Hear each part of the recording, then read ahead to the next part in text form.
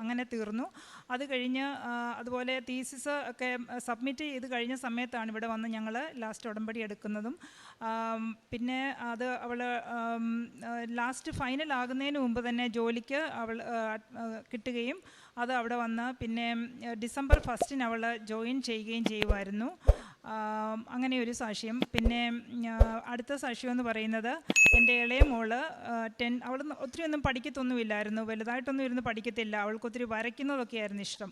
അപ്പോൾ അവൾ 10th അവൾക്ക് നല്ല മാർക്കോടെ പാസ്സാക്കാൻ പറ്റി, 12th നല്ല മാർക്കോടെ പാസ്സാക്കാൻ പറ്റി. അതുപോലെ 12th ഒരു എക്സാം കഴിഞ്ഞ സമയത്ത് അവൾ പറഞ്ഞു ഞാൻ തോറ്റു പോകുമായിരിക്കും, കാര്യം ഞാനൊന്നും എഴുതിയിട്ടില്ല എന്ന് പറഞ്ഞു.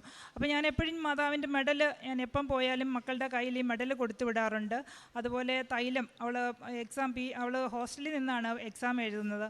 അപ്പോൾ ഞാൻ മൊബൈലിൽ അവളോട് പറയും, മുഖം കാണിക്കാൻ പറയും. അങ്ങനെ ഞാൻ മൊബൈലിൽ തന്നെ അവളുടെ നെറ്റിയിൽ ഓയിൽ തൊട്ട് നമ്മുടെ തൈലം പുരട്ടി കുരിശ് വരച്ച വിശ്വാസ പ്രമാണം ചൊല്ലിയാണ് ഞാൻ പരീക്ഷയ്ക്ക് അയക്കുന്നത്.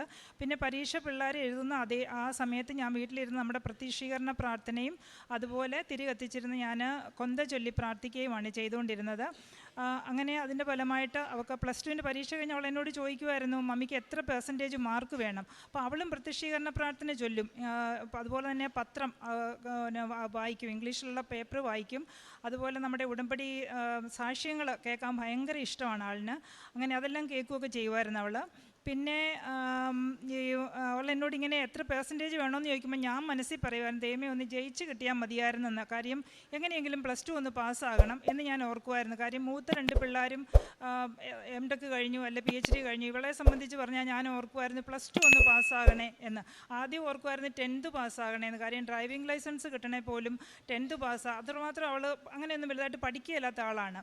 അപ്പം അവൾ എന്നോട് ചോദിച്ചു, അമ്മ എനിക്ക് 80% മാർക്ക് തരും, മമ്മിക്ക് അത് വേണോ എന്ന് ചോദിച്ചപ്പോൾ ഞാൻ ഉള്ളിലൊന്ന് പിന്നെ ഞാൻ ഓർത്തു. അപ്പോൾ അവൾ ഇടയ്ക്ക് എന്നോട് ചോദിക്കാറുണ്ട്, മമ്മി പ്രാർത്ഥിക്കുകയേ ഉള്ളൂ, വിശ്വാസമില്ല അല്ലേ എന്ന്.